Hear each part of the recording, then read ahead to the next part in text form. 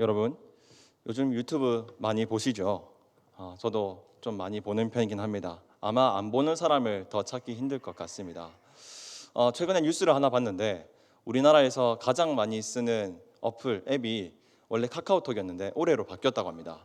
유튜브로 바뀌었다고 합니다. 그도 그럴 것이 요즘 어린아이들도 그렇고 어린아이뿐만 아니라 노인들도 스마트폰으로 유튜브를 많이 보는 것을 볼 수 있습니다.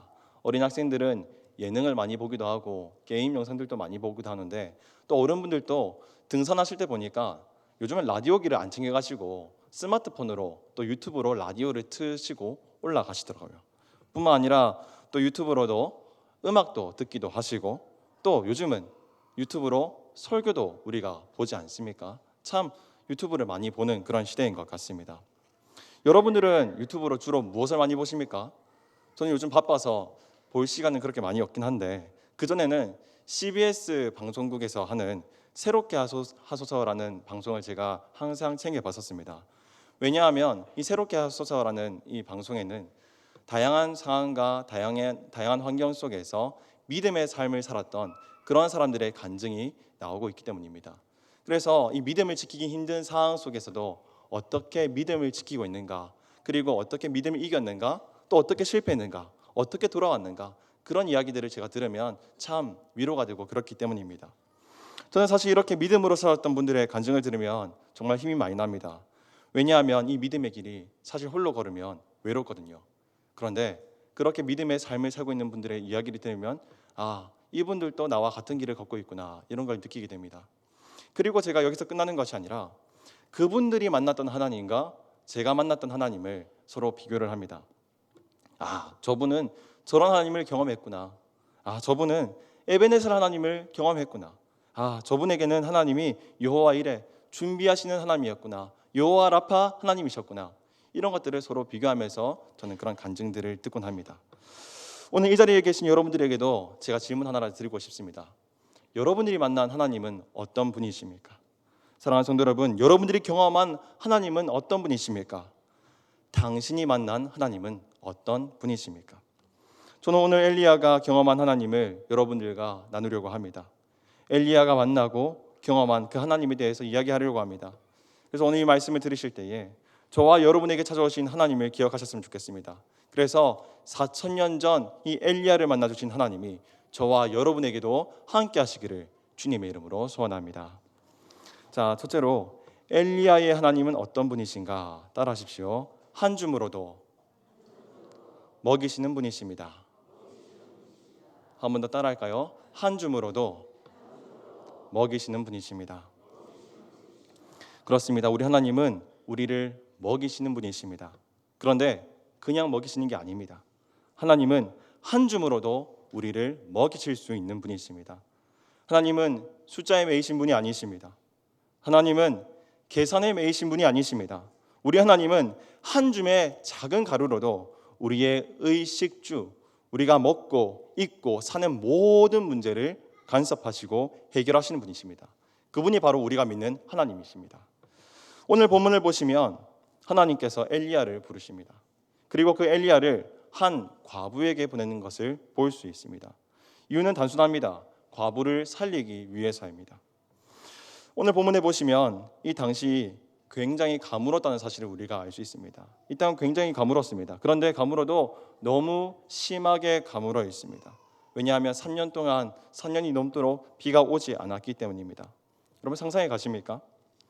이 당시는 참 농사가 중요했습니다. 농사가 되지 않아서 농작물이 나오지 않으면 한 나라의 기반이 흔들릴 정도로 아주 위험해집니다. 특히나 1년 정도 비가 오지 않는다면 나라의 기반이 무너질 뿐만 아니라 경제 기반이 풍비박산이 납니다.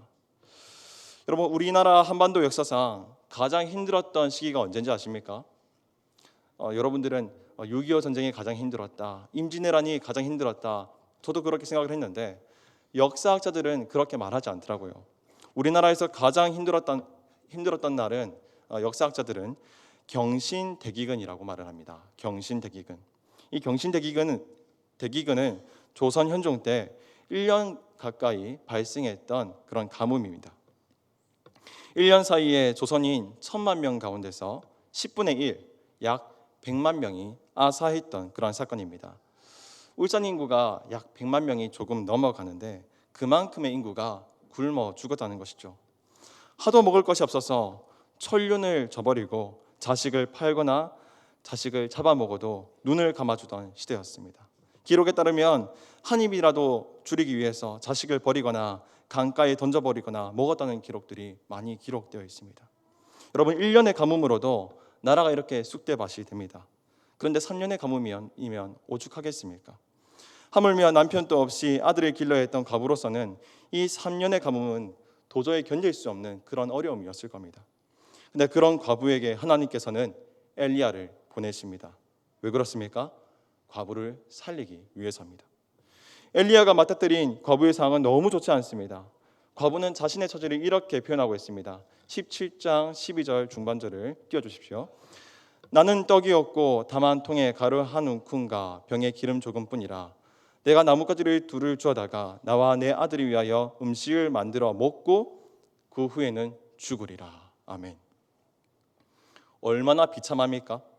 먹을 것이 없습니다. 먹을 것이라곤 오늘 이 아들과 함께 하루 먹고 끝날 식량밖에 없습니다.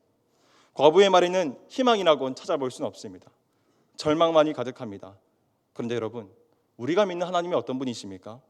따라합시다. 한 줌으로도 먹이시는 분이십니다.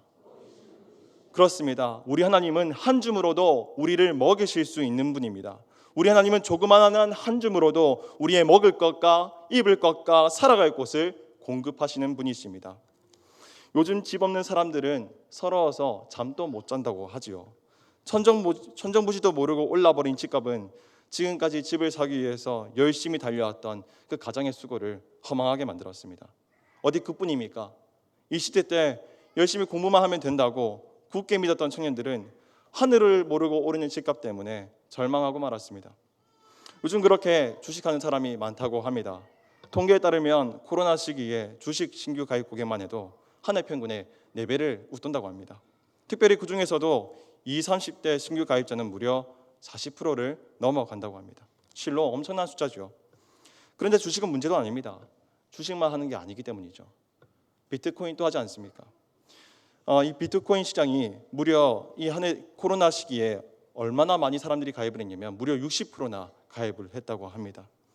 여기 앉아 계신 20, 30대 10명 중 6명은 이 비트코인 앱을 다 갖고 있는 것입니다. 왜 그렇습니까? 당장 집은 살 수 없으니 어떻게 해서라도 나의 자산을 부풀려서 집을 사야겠다는 그런 불안함과 좌절감 때문에 그런 것이 아닙니까? 그래서 겨우 학비와 식비와 아르바이트비, 월급까지 영끌하여서 투자를 가장한 투기를 하는 것이죠. 그러나 사랑하는 성도 여러분, 우리 하나님은 어떤 분이십니까? 따라합시다. 한 줌으로도 먹이시는 분이십니다. 그렇습니다. 우리 하나님은 한 줌으로도 우리를 먹이시는 분입니다. 한 줌의 가루로도 우리가 살아갈 힘을 주시는 분이십니다. 숫자에 매이신 분이 아니십니다. 인간적인 계산과 인간적인 통계에 따라서 좌우되는 분이 아니십니다. 우리 하나님은 한 줌의 가루로도 저와 여러분들이 먹고 사는 문제를 해결하실 수 있는 분이십니다. 정치범 수용소에서 10년 넘게 살다가 탈북한 형제의 간증을 들었던 적이 있습니다. 10년간 가장 힘들었던 것이 무엇이냐 물었더니 배고픈 것이 가장 힘들었다고 이야기를 하더군요. 여러분, 식사하실 때 밥을 몇 공기 정도 드십니까? 저는 한 공기는 모자라서 한 공기 조금 초간 한 공기 반 정도 먹어야지 좀 먹은 것 같더군요.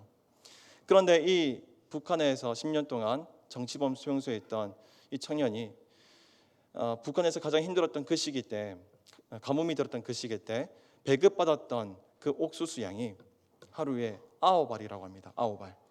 90알도 아니고 900알도 아닙니다. 9알입니다.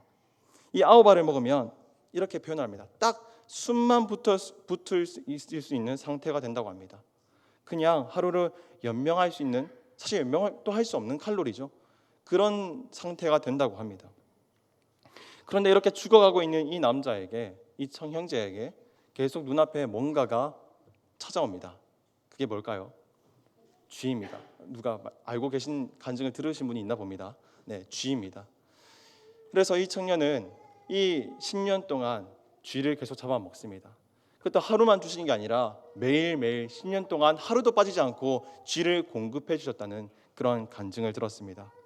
마치 하나님이 엘리야에게 3년 동안 아침 저녁으로 까마귀를 보내셨듯이 말입니다. 어디 엘리야뿐입니까? 이스라엘 백성도 그렇습니다. 하나님께서 40년 동안 먹이시고 입히신 분이십니다.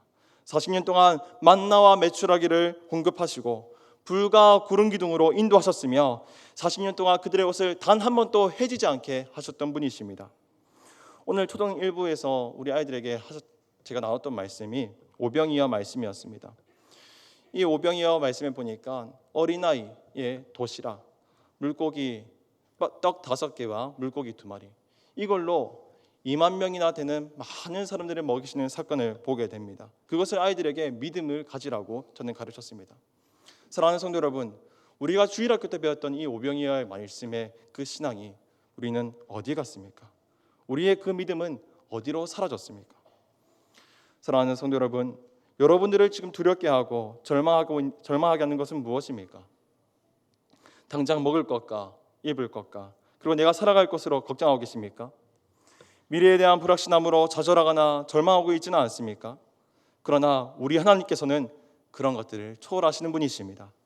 우리 하나님은 그 끔찍한 감옥 속에서도 10년간 매일매일 먹을 것을 공급하시는 분이십니다. 우리 하나님께서는 적은 것으로도 많은 사람을 먹이시고 입히시는 분이십니다.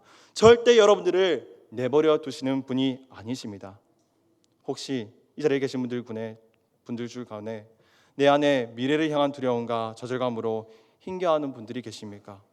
만약 여러분들 가운데 그런 분들이 계시다면 엘리야의 하나님을 기억하시기 바랍니다.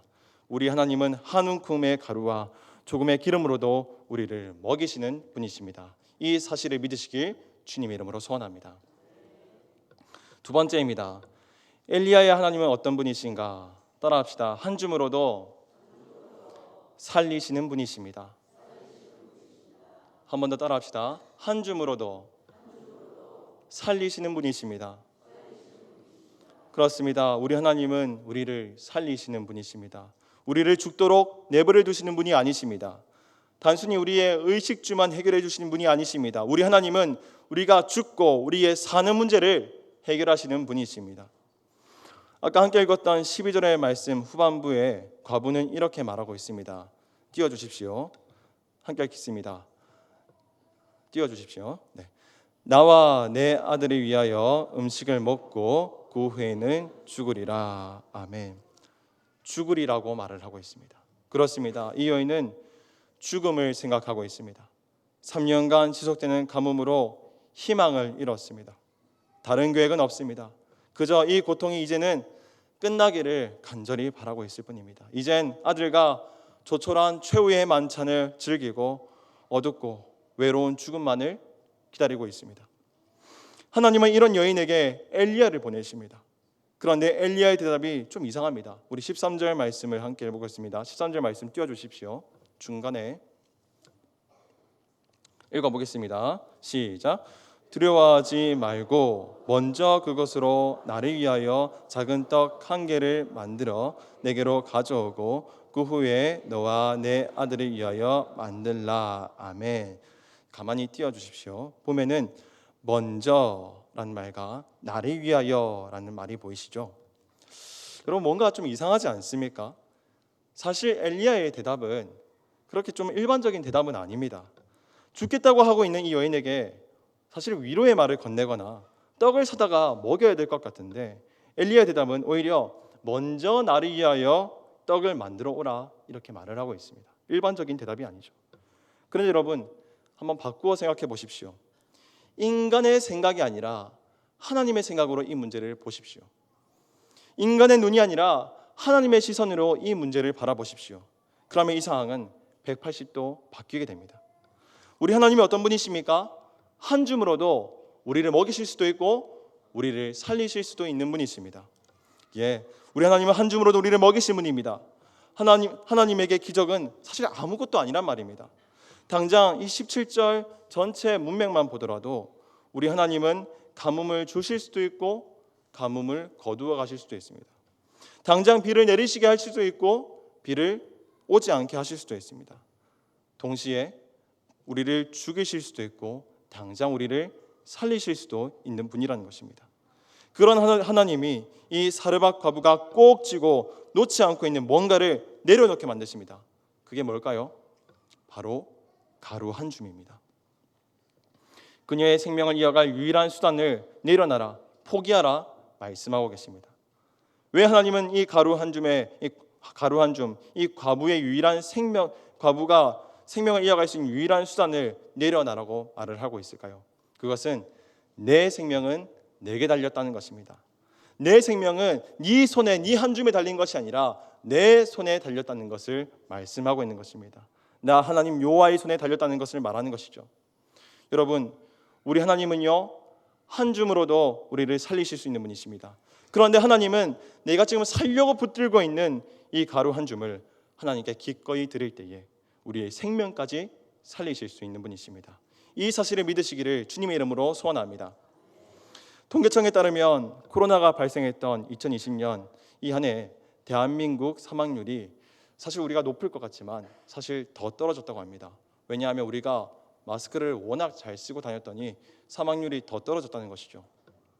근데 반대로 사망률이 올랐던 부분이 있습니다. 그게 뭐냐면 자살률인데요. 그 자살률 중에서도 20대, 30대만 올랐다고 합니다. 10대 남성이 18.8%, 20대 남성이 10.1%, 20대 여성이 16.5%로 자살률이 크게 올랐다고 합니다.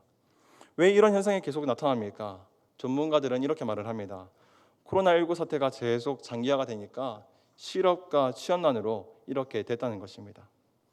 대학을 나오고 나면 탄탄대로가 열릴 줄 알았습니다.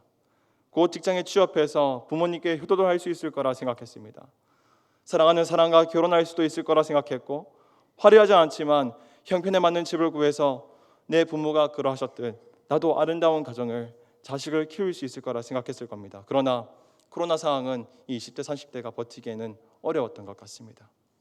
그러나 여러분, 우리 하나님은 어떤 분이십니까? 우리 하나님은 먹이실 뿐만 아니라 우리를 살리시는 분이십니다. 우리를 죽도록 내버려 두는 분이 아니시라는 겁니다.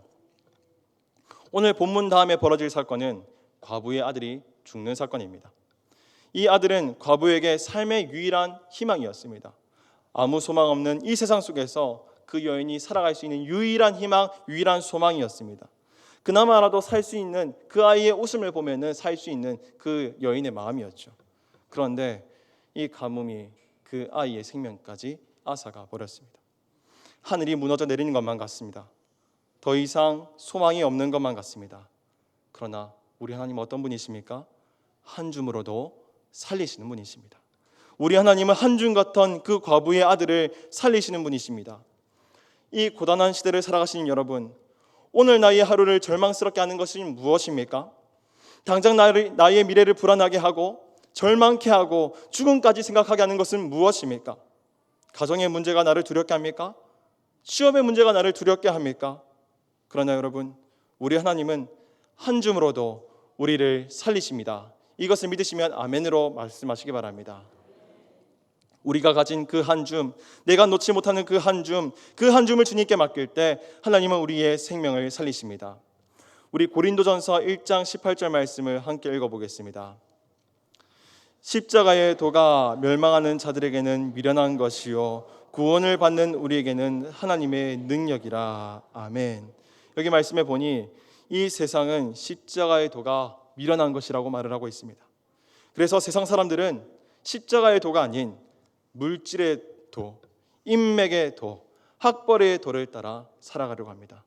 그러나 우리 하나님은 이 한 줌을 내려놓기를 원하십니다. 이 한 줌을 내려놓고 십자가의 도를 따를 때 우리를 구원하신다고 말씀하시는 것입니다. 사랑하는 성도 여러분, 혹시 내가 끝까지 놓지 못하고 있는 그 한 줌은 무엇입니까? 돈입니까? 지식입니까? 학벌입니까? 아니면 인맥입니까? 그 한 줌을 주님께 맡기십시오. 그 한 줌을 주님께 맡길 때에 비로소 주님께서 당신을 도우실 것입니다. 오늘 저와 여러분이 그 살리시는 주님을 경험하시기를 주님의 이름으로 소원합니다. 세 번째입니다. 정리하기 전에 우리 앞에 나눴던 두 가지를 한번 복습하겠습니다. 엘리야를 만나주셨던 하나님, 그 첫 번째는 무엇이었습니까? 네, 한 줌으로도 먹이시는 분이십니다. 두 번째는 무엇입니까? 한 줌으로도 살리시는 분이십니다. 그리고 이제 세 번째 들어가겠습니다. 세 번째, 엘리야가 경험한 하나님은 무엇인가? 따라합시다. 한 줌 같은 당신을 부르십니다. 한 번 더 따라할까요? 한 줌 같은 당신을 부르십니다. 그렇습니다. 우리 하나님은 한 줌 같은 당신을 부르십니다. 잘난 사람만 부르는 것이 아닙니다. 자기 사람만 부르는 것이 아닙니다. 우리 하나님은 자신과 전혀 상관없는 것만 같은 당신을 부르십니다. 9절에 보시면 엘리야가 찾아간 곳은 시돈에 속한 사르밧이라고 그렇게 되어 있죠. 앞서 16장 31절에 보면 이 지역에 대해서 잘 설명하고 있습니다. 여기는 이스라엘 왕비 이세벨의 고향입니다. 여러분, 이세벨이 누구입니까? 엘리야를 잡아 죽이려고 이를 부득부득 갈고 있는 그런 왕비 아닙니까? 가면 무조건 죽는 곳입니다. 그런데 하나님은 오늘 그런 곳으로 엘리야를 보내셨습니다. 왜 보내셨습니까? 바로 사르밧 과부를 부르시기 위해서, 사르밧 과부를 살리시기 위해서입니다. 그런데 이 과부의 대답은 영 탐탁지 않습니다. 아무리 바알을 믿던 과부일지라도 이스라엘의 신 하나님에 대한 무섭고 놀라운 소식은 이미 익혀 들었을 것입니다. 하지만 그 사르밧 과부의 대답에서는 영 벽이 느껴집니다. 12절에서 이렇게 말을 하고 있습니다. 당신의 하나님, 이렇게 말을 하고 있습니다. 거리가 느껴지십니까? 그리고 이 여인은 본문 18절에서도 자신의 아들이 죽자 이렇게 말을 하고 있습니다. 18절 말씀입니다. 하나님의 사람이여, 당신이 나와 더불어 무슨 상관이 있기로 내 죄를 생각나게 하고 또 내 아들을 죽게 하려고 내게 오셨나이까. 아멘. 놀랍게도요, 이와 똑같은 말을 신약에서 귀신 들린 자가 예수님께 똑같이 말을 하고 있습니다. 말씀 띄워주십시오. 마태복음 말씀입니다. 함께 읽어보겠습니다. 마태복음 말씀입니다. 함께 읽어보겠습니다. 우리가 당신과 무슨 상관이 있나이까? 때가 이르기 전에 우리를 괴롭게 하려고 여기 오셨나이까. 아멘. 똑같은 말이 나오죠. 당신과 무슨 상관이 있나이까? 죽게 하려고, 괴롭게 하려고. 똑같은 내용입니다. 즉 여기서 사용된 당신, 이것은 히브리어 아타는요, 이 아타는 상대를 높이는 의미가 아니라 상대와 거리를 두고 부정적인 의미로 사용되는 단어입니다. 이 여인은 하나님과 자신이 아무 관계없는 것처럼 대답하고 있습니다. 오히려 더 적대하고 있습니다. 그러나 하나님은 그런 여인을 부르십니다. 하나님과 아무 상관없는 것만 같은 이 여인을 주님께서는 부르십니다. 그리고 그 여인의 죽음의 문제와 게으름의 문제까지 모두 해결해 주시기를 원하십니다. 오늘 여러분에게 처음 드렸던 질문을 제가 다시 드리고 싶습니다. 사랑하는 믿음의 동역자 여러분, 여러분이 만난 하나님은 어떤 분이십니까? 여러분이 경험한 하나님은 어떤 하나님이십니까? 당신의 하나님은 어떤 분이십니까? 오늘 사르밧 과부에게 하나님은 너무나 먼 존재였습니다. 하나님과는 너무나 거리가 먼 여자였습니다. 사르밧 사람이었습니다. 이방 여인이었습니다. 과부였습니다. 우상 숭배자였습니다. 하나님과 연결점이 전혀 없습니다. 여인의 말처럼 정말 상관없는 그런 사람이었습니다.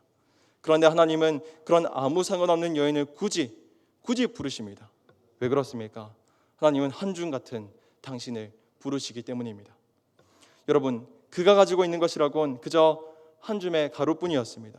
그런데 이 여인이 쥐고 있던 이 한 줌의 가루는 그녀와 너무 많이 닮아 있다는 사실 아십니까? 금방이라도 바스러질 듯한 이 과부의 모습과 이 한 줌은 너무나 많이 닮았습니다. 그런데 오늘 하나님은 한 줌과 또 같은 이 과부를 부르시고 있다는 사실입니다. 사랑하는 성도 여러분, 우리 예수님께서는 과부와 같은 당신을 부르십니다. 한 줌과도 같은 당신을 부르십니다. 인생의 끝자락에서 아무 소망 없이 흔들리며 살아가고 있는 당신을 부르시고 계십니다. 오늘 여러분들이 이 자리에서 이 말씀을 듣는 것이 과연 우연이라고 생각하십니까? 저는 그렇게 생각하지 않습니다. 하나님 앞에 우연은 없기 때문입니다. 오늘 여러분이 12절과 18절의 여인처럼 이렇게 말할 수도 있습니다. 당신의 하나님이라고 말입니다. 나랑 아무 상관없다고 말입니다. 그러나 우리 주님은 오늘 여러분들의 먹는 문제뿐만 아니라 여러분들의 죽음과 구원의 문제까지 해결해 주시기 원하시는 분이시라는 겁니다. 저는 오늘 이 말씀을 준비하면서 아직 울산에 복음을 듣지 못한 그런 영혼들이 생각이 났습니다. 그런 마음을 주셨습니다. 그래서 만약 주님께서 내게 그들에게 단 한 번만이라도 설교할 기회를 허락하신다면 나는 하나님을 뭐라고 전할까? 뭐라고 하나님을 소개할까? 이런 고민들을 해봤습니다. 하나님께서 내게 단 한 번만이라도 그들에게 설교할 기회를 주신다면 내가 믿고 내가 경험했고 내가 살아온 하나님을, 예수님을 뭐라고 고백하고 전할 수 있을까? 저는 세 마디로 전할 수 있을 것 같습니다. 여러분, 예수님은 한 줌으로 먹이십니다. 우리 예수님은 한 줌으로 살리십니다. 그리고 우리 예수님은 한 줌 같은 당신을 부르십니다. 그 예수님을 믿으십시오. 저는 이렇게 전달할 것 같습니다. 혹시 여러분들 가운데 오늘 말씀을 듣고 가슴이 뜨거우신 분들이 계십니까? 그건 성령 하나님께서 전도하라고 주신 말씀인 줄 믿으시기를 주님의 이름으로 소원합니다. 그래서 저와 여러분들이 엘리야의 하나님, 그리고 과부의 하나님, 저와 여러분들이 만난 하나님을 담대히 증거하시는 모든 성도 되시기를 주님의 이름으로 소원합니다. 말씀 정리하겠습니다. 여러분, 어릴 적에 해변가에 많이 가보셨지요? 해변가에서 모래를 한 움큼 꽉 쥐어 보신 적 있으십니까? 모래를 꽉 치면요, 이 모래가 손가락 틈새 사이에서 다 흘러나옵니다.